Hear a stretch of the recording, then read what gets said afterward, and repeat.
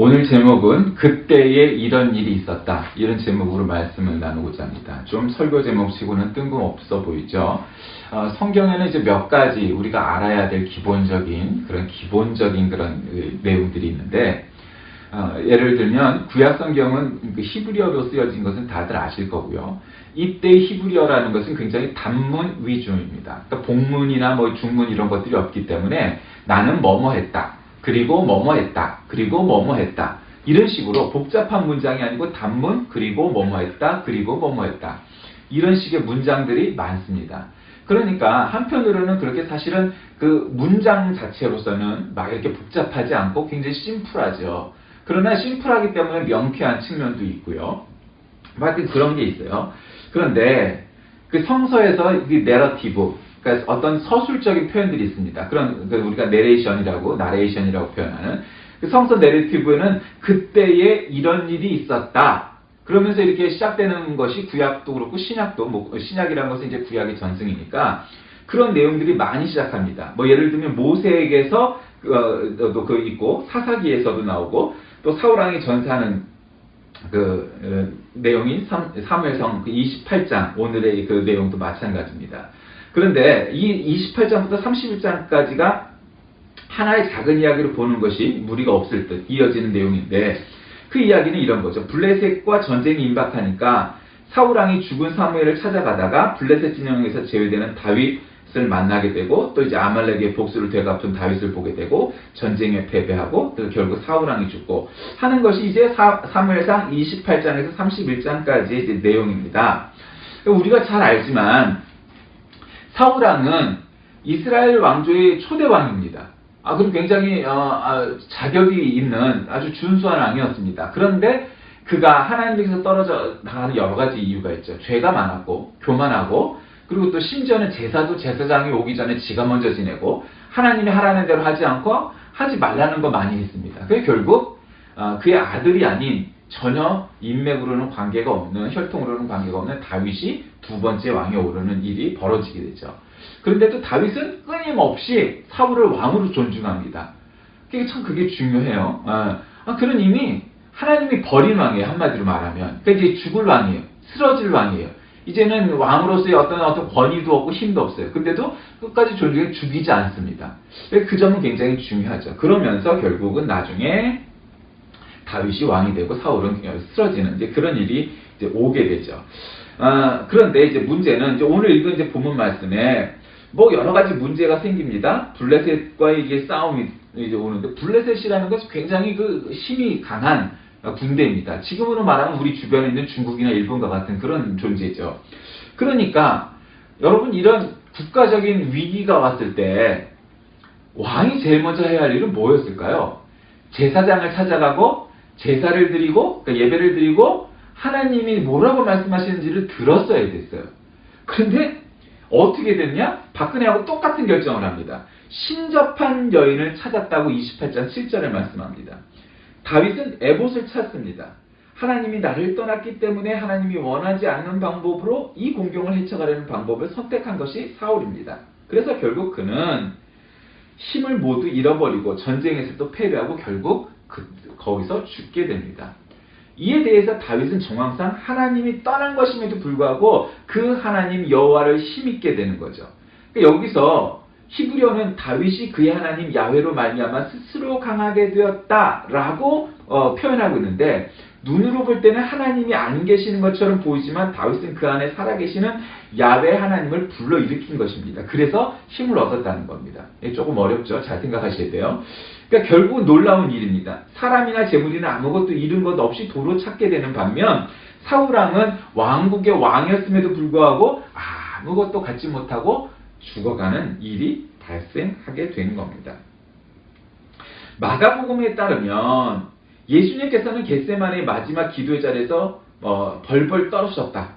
심히 놀라시며 슬퍼하셨고 마음이 심히 고민하여 죽게 될 정도였다라고 마가복음 14장 33절에서 34절에 기록합니다. 성령님께서 예수님을 광야로 내쫓았을 때에도 그에게는 무엇이라도 함께 하겠지만 겟세마네에서는 그리고 십자가에서는 그 무엇과도 함께하지 않음을 알기에 예수님의 어떤 그 초조함과 불안함은 상상을 초월하는 것이었습니다. 우리는 흔히 하나님이시고 하나님의 아들이신데 뭐 벌벌 떨 게 뭐 있냐 이렇게 생각하지만 인간의 몸을 입고 오셨기 때문에 우리가 겪는 고통, 심리적 갈등 그런 것을 똑같이 겪을 수밖에 없는, 특히 육체적인 것에서 그럴 수밖에 없으셨다는 겁니다. 그러니까 사울이 우리에게 보여준 진실 혹은 교훈은 우리의 허울 좋은 겉모습, 그건 왕이었죠. 그러나 하나님 앞에서 그는 정말 불쌍하디 불쌍한, 사실은 이스라엘에서 가장 불쌍한, 세상에서 가장 불쌍한 영혼에 지나지 않았다는 겁니다. 어쩌면 사울과 박근혜가 참 똑같죠. 그러니까 다윗과 예수님이 보여주신 그런 진실은 겉으로 보기엔 보잘것없고 연약한 것 같지만, 그래서 득달같이 달려오는 사탄의 시험과 유혹과 적의 그런 세력들이 엄청 강해서 마치 바람이 불면 뭐 쓰러지는 촛불처럼, 뭐 그러면 촛불이 쓰러진다고 하는데 뭐 하여튼 그렇게 그런 촛불과 같이 사면초가에 임에도 불구하고 에봇을 붙잡고, 여기서 에봇이라는 것은 말씀이라고 이해하면 됩니다. 말씀을 붙잡고 하나님의 뜻대로 이루어지도록 기도하는 것이 바로 다윗 그리고 예수 그리스도의 성공의 승리의 원인이었다는 거죠. 자, 근데 어쨌든 이 내용을 한번 중심으로 오늘 본문 말씀의 내용을 좀 들여다보겠습니다. 먼저 블레셋이 이스라엘을 침공하는 대목이 나오지부터 시작합니다. 블레셋과 이스라엘은 국경을 마주하고 있었죠. 따라서 블레셋은 틈만 있으면 이스라엘 국경을 넘어서 침공은 가능합니다. 우리나라한테도 뭐 일본, 뭐 중국이 역사적으로 계속 그냥 침공하죠. 우리나라는 계속 침략을 받고. 그러니까 긴장을 멈출 수 없는 원수 관계였습니다. 블레셋의 아기스 왕은 또다시 기회를 틈타 이스라엘을 침공합니다. 당시 사울은 오랜 세월 동안 다윗하고 이 국력을 낭비했습니다. 그 왕이 국력을 다른 나라하고 전쟁하고 뭐 이런 거에 써 있어야 되는데 야당 총재, 우리로 얘기하면 그거에 싸움에 집중을 한 거예요, 다윗을. 이 다윗이 자기보다 인기가 있으니까. 거기에 신경을 쓰다 보니까 그 신경을 딴 데 쓰니까 나라가 발전을 못하는 거죠. 그게 우리나라하고 똑같죠. 예. 정치도 안 돼, 경제도 안 돼, 아무것도 안 되는 이유가 뭐예요? 그 쓸데없는 거 신경을 쓰는 거죠. 무당 찾아가고 굿하고 그 사람들 배불리고 또 말사고 이래야 되니까. 그 나라를 신경 쓸 틈이 없는 거죠. 그래서 국력을 다 소모하는 거예요. 그래서 결국 나라가 왕이 그렇게 딴 거에 목숨을 걸면 어떻게 돼? 망하는 거죠. 망하는 거예요, 한마디로. 그러니까 그럴 수밖에 없는 단계에 이르르죠. 그때 블레셋 왕 아기스가 다윗에게 참전을 명하죠. 그러니까 블레셋 왕 아기스는 다윗에게 참전을 조명합니다. 또 왜 이런 사태가 발생할까요? 적의 적은 같은 편인 거예요, 그렇죠? 그러니까 블레셋 왕 아기스가 다윗에게 다윗이 도망와 있었단 말이죠. 사울이 죽이려고 하니까. 그러니까 블레셋 땅에 망명에 있었는데 아기스의 도움을 받고 있는 터니까 그 요청을 거절하기는 어려웠습니다. 더욱이 다윗은 사울과 원수였으니까 말이죠.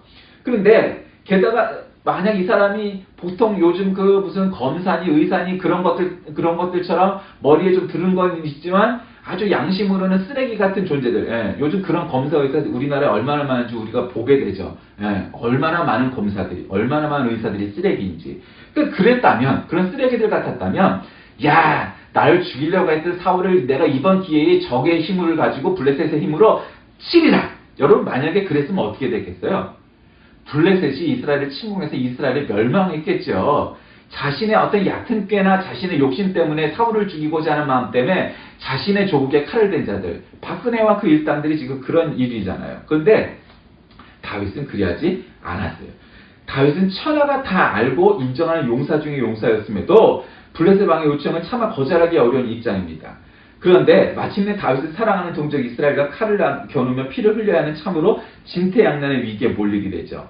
고난을 피해 약속의 땅을 떠나 이방나라 원수나라에 자리한 다윗의 실수는 이렇게 더 큰 위기로 돌아오게 됩니다.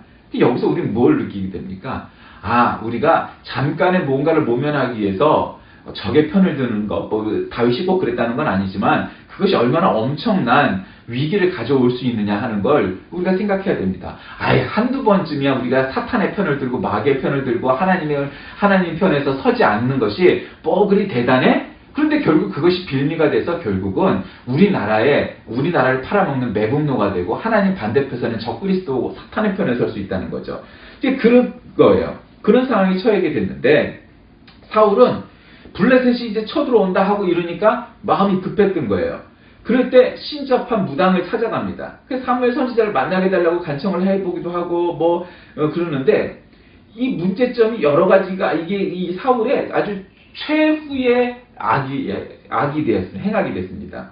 그러니까 하나님께서는 그를 믿는 자들을 향하여 분명히 하나님 외에는 아무 신도 존재하지 않는다라고 말씀하셨습니다.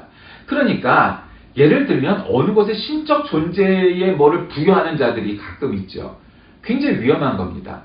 뭐 예를 들면 어떤 나무라든가 뭐 어떤 불상이라든가 그러니까 무슨 나무를 깎아놓든 돌로 깎아놓든 앞에 절하고 물론 우리가 예배를 드릴 때 하나님 앞에 예배 시간엔 허리를 굽힌다든가 손을 모은다든가 하는 일이 굉장히 뭐 나쁜다고 볼 수 없죠. 그러나 우리가 어떤 대상을 향하여 거기에 인격을 부여하고 거기에다 절하고 빌고 뭐 우리가 그러자면 장독대에도 심지어는 비니까 그런 거는 이제 우상이 될 수 있는 거죠. 어쨌든 그렇게 자꾸 사무엘을 찾고 어떻게 할까. 그러니까 이거는 하나님 말씀을 기다리는 게 아니고 묘수를 찾는 거예요. 묘수. 우리가 무당을 찾는 건 뭐예요? 점을 보는 이유는 뭐죠? 어떻게 하면 내가 여기서 요 상황을 벗어날 수 있을까? 이게 얕은 꾀예요. 그러니까 하나님은 하나님의 말씀을 들어라 이렇게 말씀하시는 분이지 야 이 얕은 꾀를 이렇게 하면 벗어날 수 있다 그렇게 점지해 주시는 분이 하나님이 아니시라는 거죠. 그때 신접한 여자는 땅에서부터 올라오는 사무엘을 보았다 말합니다. 그러니까 하나님께서는 짐승이 오는 땅으로 내려가고 사람이 오는 하늘로 올라간다고 전도서 3장 21절에도 말씀하셨지만 사무엘 같은 선지자의 영혼이 땅속에 내려갔다고 말하는 자는 자신의 무지를 드러내는 거죠. 그러니까 이제 죽었다. 그러니까 사무엘을 가장한 악신, 마귀, 사탄의 계획이죠. 그러니까 블레셋의 침공으로 큰 위기를 맞이했던 사울은 이 무당을 찾아가서 내가 어떻게 할까 묻습니다. 아니 자기에게도 장군들이 있고 장관들이 있었을 거 아니에요. 그렇죠? 그런 사람들한테 묻지 않고 무당을 찾아가요. 이게 망할 징조가 보이는 왕이 이런 행동을 하는 거죠. 그 묘수가 뭐냐? 여러분 묘수가 따로 있겠어요? 뭐 있을 수도 있겠죠. 그런데 문제는 묘수는 네가 없는 게 묘수야. 네가 없는 게 평화야. 네가 없는 게 전국 안정이야. 이게 지금 사울이 이 나라의 가장 큰 골칫덩어리지 뭐 다른 사람이 지금 골칫덩어리가 아니에요. 그런데 급해진 사울은 하나님께 기도하고 부르짖습니다. 뭐 막판이니까. 그런데 하나님께서는 사울의 기도에 결코 응답하지 않으십니다. 사울은 꿈으로도 우림으로도 선지자를 통해서도 하나님의 응답을 받지 못하니까 갑갑한 겁니다. 그럼으로써 행동은 더욱더 악해집니다. 하나님으로부터 버림을 받았기 때문에 다급한 거죠. 그래서 하나님과 끊임없이 거룩한 관계, 즉 어떤 인격적 관계를, 즉 예배를 같이 드리고 하나님 말씀을 듣고 한 성결한 삶을 살 때 우리 기도도 하나님이 빨리빨리 응답하시고 하는 거지 하나님과는 관계없이 인생을 살면서 기도의 응답이 빨리 온다? 그런 거 없는 거죠. 그러니까 그런 다급했던 사울이 자꾸 접신한 여자를 찾아가고 뭐 어쩌고 저쩌고 합니다. 그런데 결국 사울이 그런데도 이 마귀들이요, 한마디로 무당들이 가끔은 또 미래일도 알아요. 근데 그거 뻔한 거 아니에요? 여러분 만약에 우리가 전 보러 갔다고 칩시다. 전 보러 간 50대 여자가 전 보러 갈 일이 뭐가 있을까요? 첫 번째, 남편의 사업이 잘 안 된다. 건전하죠. 그래도 그나마. 그다음에 남편이 바람핀다. 그리고 또 뭐가 있을까요? 애들 대학 어떻게 갈까? 이 세 가지가 1, 2, 3이고 나머지는 별로 없어요. 셋 중에 하나지. 뭐 다른 게 있겠어요. 그렇죠? 뭐 결국 그런 거란 말이에요. 그러니까 지금 사울이 이 접신녀를 무당을 찾아갔는데 사무엘이 영혼을 불러 올립니다. 그러면서 사무엘의 영혼이 아니라 사실은 암령이 사무엘의 모습을 흉내낸 것에 불과할 뿐인데 이렇게 사탄은 광명의 천사로 자신을 가장해서 얘기하는 거죠. 그래서 사울은 사무엘을 찾기 전에 하나님께 도와주심을 간구했는데 하나님 응답하시고 마귀가 사무엘을 분장해서 나타나고 지금 이 진퇴양난이 된 겁니다. 그러니까 복잡한 거예요. 영 분별이 안 되는 거죠. 기도하고 하나님 앞에 회개하고 옷을 찢고 회치를 하고 정말 그렇게 해야 될 사울임에도 불구하고 뭔가 빠른 방법, 뭐가 급행료를 내고 될 게 없을까? 무당을 찾는 거예요. 이 사람이 이게 아주 어리석기 시작하려면 한령 없어요. 요즘 검사 의사들 보잖아요. 이것들이 이 나라를 뭐 어쩌고 저쩌고 좌지우지한다 건방들은 떠는데 결국 옳고 그름을 판단하지 못하잖아요. 결국 그래서 이 나라를 망치고 있는 거예요. 이게 결국 그러고 있는 겁니다. 자, 신접한 여인을 결국 찾은 사무엘이 죽자 사울은 그 땅에서 신접한 자 박수를 모조리 내쫓습니다. 그런데 사울의 이런 행동은 결국 참된 믿음에서 나온 게 아니에요. 그러니까 믿음으로 이 마귀의 것들아 물러라 이런 게 아니고 이 억울했던 거죠. 블레셋과의 전투에 지면 사울이 하나님의 응답을 못하자 신접한 여인을 찾아갔는데 그게 안 되니까 결국 이 무당과 박수들을 다 내쫓아 부릅니다. 그러니까 하나님께 대한 사울의 그런 형식적인 신앙은 우상을 섬기는 이방 족속과 별 다를 바가 없었다는 거예요. 종교로서 믿는 거죠.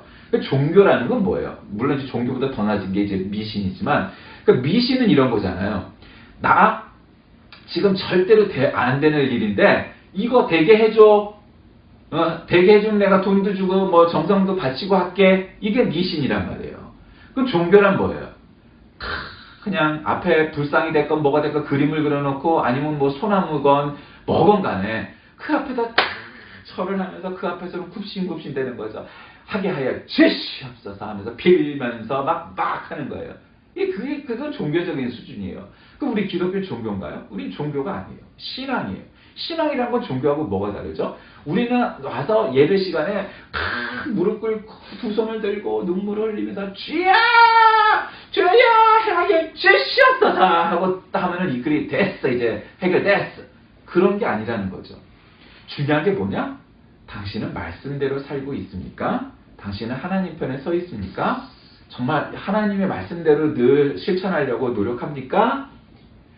우리에게는 언제 어느 순간에 한번 정성을 빡세게 들여고 헌금을 얼마큼 했고 하니까 하나님이 우리의 기도에 응답해 주신다.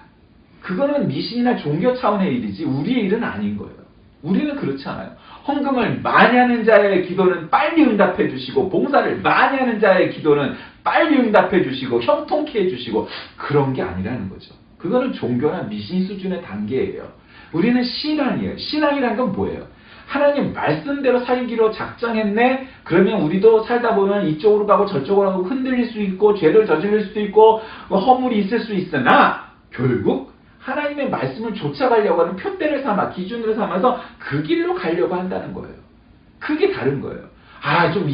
이게 하나님 응답 안 하시니까 한번 우리 점집에 가서 점을 볼까? 미아리에 가서 뭐 사주를 보고 팔자를 보고 관상을 보고 뭐를 할까? 무당을 찾아가서 구슬할까? 최순실을 찾아가서 뭐 할까? 최면을 한번 해볼까? 그런 게 아니라는 거죠. 우리는 그냥 하나님 말씀만 붙잡으면 되는 거예요. 하나님 말씀만이 진실이고 진리이지 사람들의 생각과 사상은 그 시대에 따라서 얼마든지 바뀔 수 있어요. 왜? 그건 방법론이니까. 그건 철학이니까. 그러나 신학은, 성경은, 진리는 바뀌지 않는 거예요. 그러니까 진리라는 거는 성경 말씀은 늘 있는 거예요. 다만 우리가 그게 힘들죠. 어떻게 우리가 맨날 하나님 편에 들고 옳은 소리만 하고 옳은 짓만 하고 우리가 어떻게 그렇게 살겠어요? 그게 불편해요. 불편한 거예요. 그럼에도 불구하고 그것이 참 신앙입니다. 참 신앙이란 필요에 따라서 하나님을 찾았다가 조금 감춰뒀다가 내 욕망과 뜻대로 살다가 주일이 되면 그때 가고 하나님 찾고 참 거룩한 그리스도인처럼 살고 이런 게 아니라는 거죠. 그거는 참 믿음이 아니에요. 사울은 블레셋의 침공 앞에서 다급해지니까 접신녀를 찾아가고 장례를 물어보고 어쩌고저쩌고 기름 부은 자를 예언자를 한번 찾아보기도 하고 그런데 결국 안 됩니다. 결국 그래서 죽음을 맞이하게 되죠. 사랑하는 교회 여러분, 그때는 이런 일이 있었다. 여러분 성경은 그렇게 시작된답니다. 굉장히 담담한 톤의 나레이션의 시작 아닙니까? 예전엔 그랬지.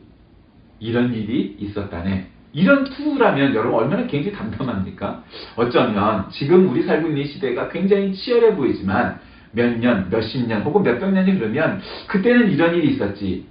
악한 대통령 박근혜가 이 나라를 말아먹고 무당에게 나라를 넘기고 돈을 해주고 했었지만 국민들이 한 마음을 가지고 이 나라를 지켰었지. 제가 살아서 겪어보았던 그런 일들도 그렇게 해서 이 나라를 그래도 정상으로 만들려고 노력했고 또 제가 태어나기 이전에 혹은 기억하지 못하는 시대에도 그런 일들이 많이 있었습니다.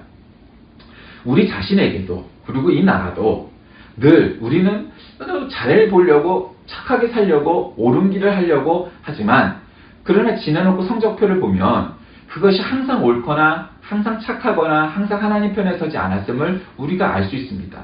그것을 아는 것만도 참으로 하나님의 은혜입니다. 문제는 박근혜나 그 일당들처럼 그것이 왜 잘못됐는지를 모를 때가 문제인 겁니다. 뭔지를 모르는 거예요. 그럼 박근혜만 그렇겠습니까? 종교적인 차원에서도 무엇이 옳은지 그른지를 판단 못하는 사람들이 세상에 참 많습니다. 여러분, 왜 우리가 종교적인 차원의 그런 종교들을 우리가 아래로 내려다봅니까? 그건 종교기 때문입니다. 뭔가 시주를 많이 하면 불쌍히 되고 뭐를 많이 하면 뭐가 된다는 거죠. 그러니까 사실은 그런 신앙적인 종교적인 차원에서 보면 불교는 이슬람교부터 미칠 수밖에 없어요. 그게 불교보다 더 무서운 건 이슬람교인 거예요. 이슬람교는 기독교의 형식을 많이 따랐기 때문에 우상이 없어요, 여러분. 거기 여러분 십자가가 있어요, 초승달이 있어요, 뭐 거기다 대고 절을 하기래요. 그러니까 이슬람이 무서운 거예요. 기독교하고 아주 비슷해요, 사실은. 그 원리가 유일신 신앙서부터 우상하게 숭배하지 않는 것도. 그러니까 어려운 거고 무서운 거예요. 문제는 그런 건 정말 무서운데 오늘은 그런 차원의 문제가 아니고 박근혜처럼 또 우리나라의 그 어떤 많은 사람들처럼 눈앞에 보이는 것에서 뭔가 꽉 막히는 무당을 찾아가고 점을 보고 뭐 하는 수준의 단계에 있는 이런 수준 낮은 사람들이 너무도 많기 때문에 우리가 그 사람들을 신앙으로 전도하고 끌어올려야 된다는 데 문제가 있는 겁니다. 그러지 않으면 이 사람들이 무당에 가고 이슬람교에 가고 뭐에 가고 뭐 이럴 거란 말이죠. 그러니까 참 믿음은 그런 게 아니다. 네, 그런 게 아니다. 자, 하나 안타까운 건 이런 점입니다. 여러분, 김일성이 굉장히 어렸을 때 교회 열심히였다는 거 잘 알죠? 왜냐하면 그 할머니 강반석, 그거서부터 굉장히 믿음의 집안이었어요. 아주 신앙의 집안. 근데 주일학교 선생이 아주 뭐 잘못해서 크게 야단을 맞고 그때부터 교회를 안 나가고 신앙을 잃어버렸다는 거죠. 그래서 기독교를 기반으로 이 주체 사상을 만들고 사실 뭐 주체 신학이죠, 거의. 자기를 종교, 예수님을 대리한 그런 것처럼 만들었잖아요. 근데 사실은 박근혜 간에 대해서 제가 한 가지 거룩한 부담이 있습니다. 그건 뭐냐? 박근혜가 두 부모를 총 맞아서 보내고 나서 남다른 인생을 살았잖아요. 공주로 평생을 살았으니까 아무것도 할 줄 몰랐다고요. 그때 이제 기독교에 귀의해볼까 그리고 신학대학에서 공부를 해보려고 했더니 학생들이 그때 당시에 몰아냈다는 거예요. 감히 독재자의 딸이 여기로 왔다고. 예. 그러니까 물론 독재자의 딸이 대통령이 되는 거 그건 사실 죄악이죠. 역사상 있어서는 안 되는 일이지만 그러나 믿음을 갖는 게 뭐가 나쁘겠어요. 교회는 누구나 다 오는 거예요. 대통령이 돼서는 안 될 사람이었지만 누구 태어나서는 안 될 사람이라고 그러는데 거기까지는 아니어도 대통령은 절대 돼서는 안 될 사람이었지만 신앙을 믿는 건 뭐가 나쁘겠어요. 거기 와서 회개하고 아버지 어머니의 죄를 뉘우치고 국민 앞에도 그랬으면 이 사람이 정말로 치유가 됐을 텐데 그 신학대학에서 쫓겨나고 나선 결국 무당한테 귀의한 거예요. 무당이 귀의하고 유사종교에 귀의하고 최태민이하고 뭔 짓을 했는지 맨날 몇 시간씩 읽고 뭐 그랬다는 거 아니에요. 이게 결국 이 나라가 이렇게 됐습니다. 저는 오늘 제목을 그땐 이런 일이 있었다. 그땐 이런 일이 있었지. 이렇게 잡았습니다. 세월이 흐른 뒤에 그럴 날이 오겠죠. 그러기 위해서는 우리가 이 순간에도 잃지 않고 놓치지 않고 기억해야 할 점은 하나님의 말씀이 어느 쪽을 가리키는가. 마치 나침반이 항상 일정하게 북쪽을 가리키고 남쪽을 가리키는 것처럼 하나님의 말씀은 늘 일정합니다. 우리가 흔들리니까 흔들릴 그 당시를 놓고 나침반이 흔들리니까 나침반이 흔들린 것처럼 생각하지만 여러분, 나침반은 흔들리지 않아요. 지구가 움직이는 거고 우리가 나침반을 흔든 것이지 나침반의 방향은 어느 순간에도 흔들리지 않아요. 한 번 흔들었다가 놔도 늘 제 방향을 가리키죠. 그러니까 결국 하나님의 말씀이 가리키는 그곳을 향하여 우리가 나아가고 있는지 아닌지를 스스로 판단하고 이 나라를 비추어보고 역사의 그 인식을 가지고 이런 순간의 역사는 과연 무엇이라고 말하는지 그 교훈을 안다면 성경에도 많은 역사가 있죠. 사울이 왜 이렇게 쓰러지고 다윗이 일어났는지. 여러분, 그것은 단 한 가지입니다. 하나님 말씀이 귀를 기울이지 않았어요. 예수님처럼 살지 않았어요. 결국 그것이 우리에게 주어진 과제입니다. 먼 훗날 이 시간을 그땐 이런 일이 있었지 담담하게 얘기할 수 있고 그 역사의 교훈을 우리가 깨우치고 또 우리의 육비에 새기고 할 날이 올 때를 바라보면서 어느 순간에도 흔들리지 않고 하나님께 기도하고 그래야 민주주의 횃불을 드는 저와 여러분 되시길 주의 이름으로 기도합니다. 하나님 감사합니다. 오늘도 우리에게 거룩한 날 허락하시고 하나님의 말씀을 들을 수 있게 하심을 감사합니다. 사울은 참 능력이 있는 사람이었지만 교만하여 하나님께 죄를 범하고 하나님의 말씀을 떠나 결국 다윗에게 왕권을 넘길 수밖에 없는 아주 세상에서 가장 불쌍한 존재가 되어버렸습니다. 지금 우리의 대통령도 그렇습니다. 우리 손으로 뽑았다고 말을 하지만 참으로 어처구니도 없이 이 나라를 한 집안에게 통째로 갖다 줘버리고 말았습니다. 이 나라를 바로 세우게 하시고 촛불이 횃불이 되게 하시고 이 나라의 모든 죄악과 어둠의 세력들이 물러가고 오직 하나님의 말씀이 바로 서고 정의가 실현되고 그래야 해서 우리의 자식들, 우리의 후손들에게 바른 나라, 제대로 된 나라를 물려주기 위해서 최선을 다하고 그에 못지않게 사실은 그보다 앞서 하나님 앞에 먼저 꿇어 엎드려 회개하며 기도하는 우리 모두가 되게 하여 주옵소서. 예수님의 이름으로 기도합니다. 아멘.